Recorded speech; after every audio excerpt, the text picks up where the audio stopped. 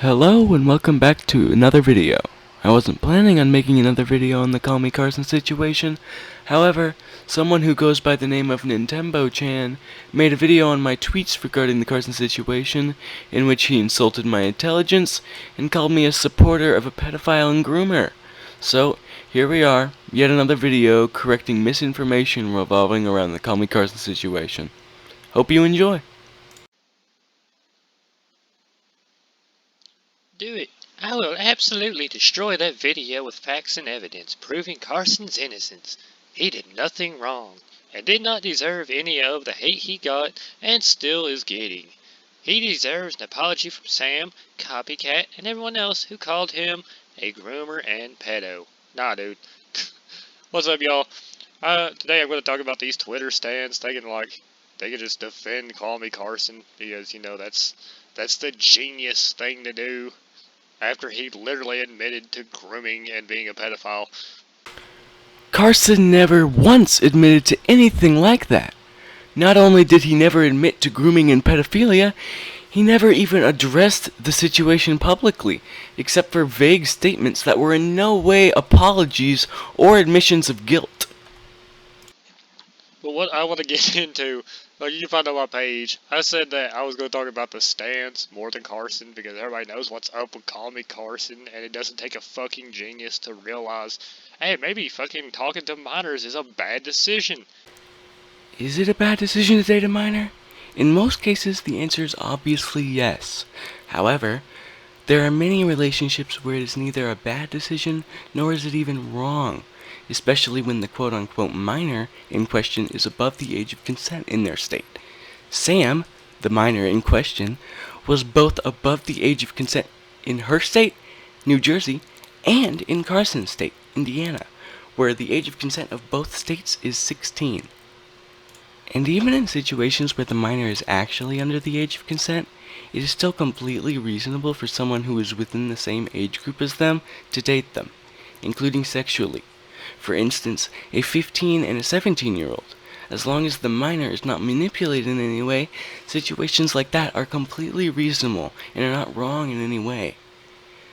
Not only that, but I argue that people in the same age group should be allowed and even encouraged to date each other in order to gain experience with their peers so they won't be manipulated by older people who want to maliciously abuse them when or before they become of age.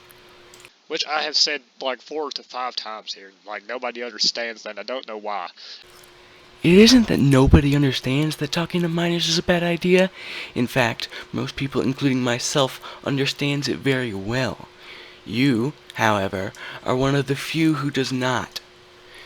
Because there are always exceptions, just like every other rule.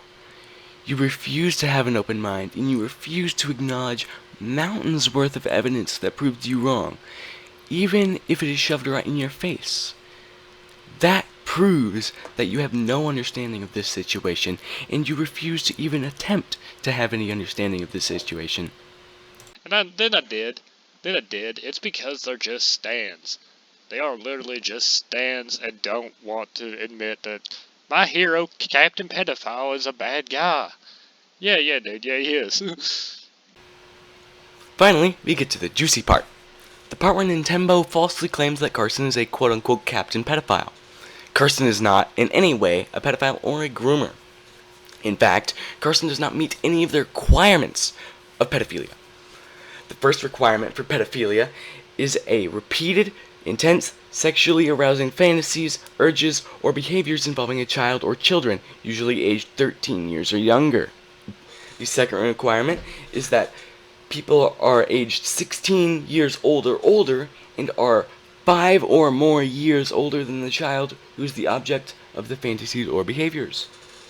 And third, they have the condition for over 6 months. First, Sam was not a child. Rather, she was a woman who was over a year older than the age of consent in both her state and Carson's. She was less than 2 years younger than Carson, a lot less than 5, and Carson never had an attraction to children in the first place.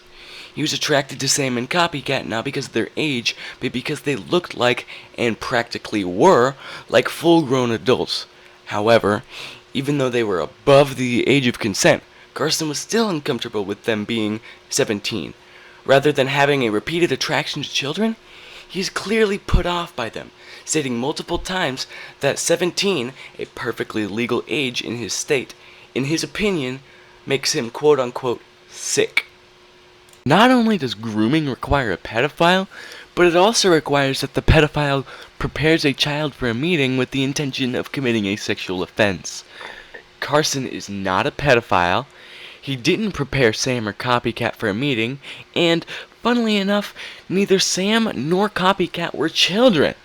Both Sam and Copycat were above the age of consent in most states, including their own, meaning that even if he did plan to meet them, there would be no problem at all.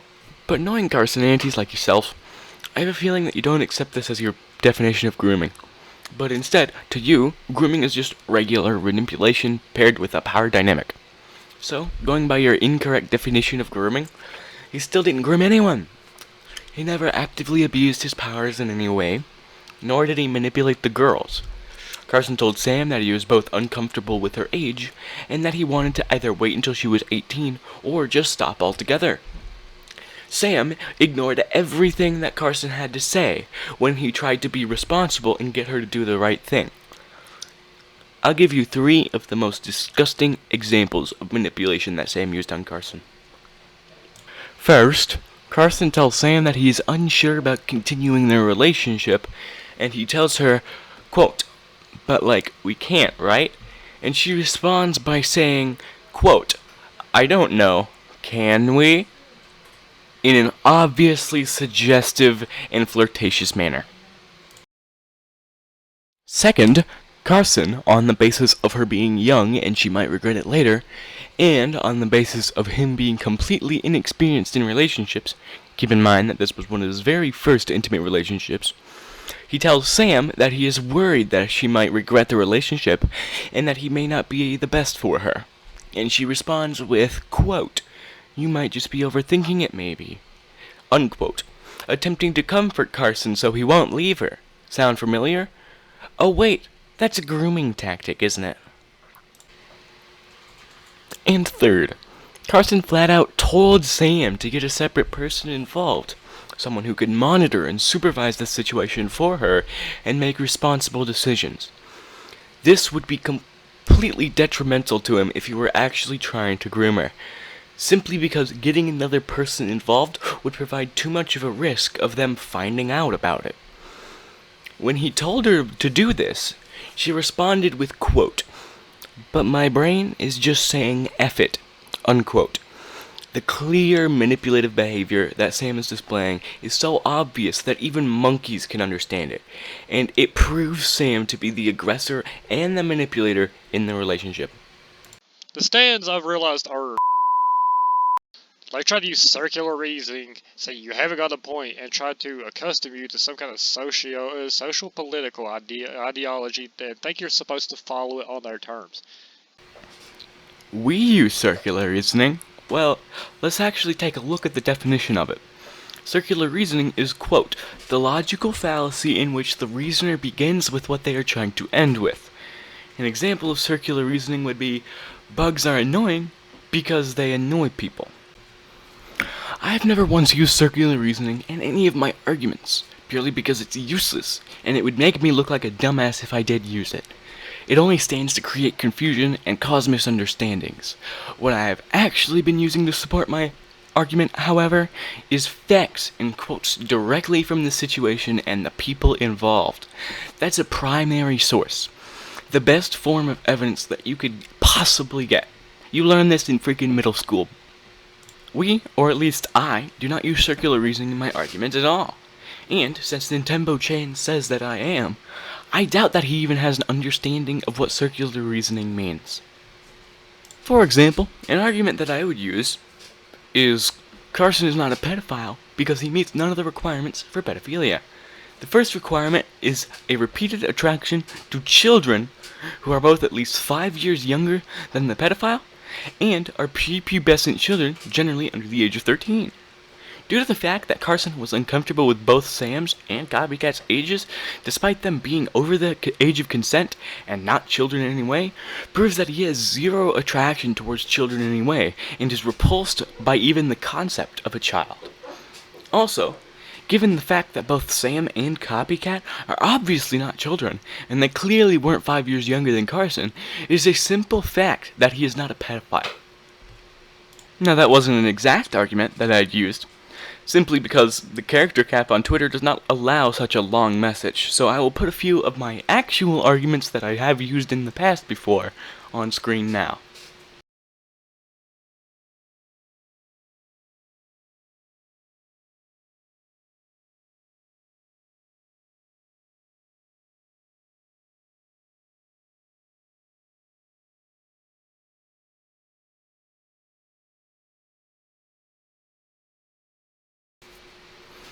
On to NintenboChan's second outlandish claim.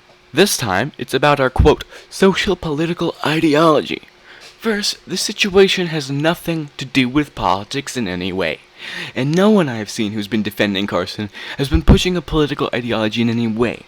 However, there are bound to be people who bring politics into anything and everything they can on both sides of any argument. People defending Carson do it, and so do people against Carson as well. However, of the people who are spreading a political ideology, in this situation, the majority of them are against Carson. Why? Because political ideologies, and especially the people who spread them, encourage ignorance.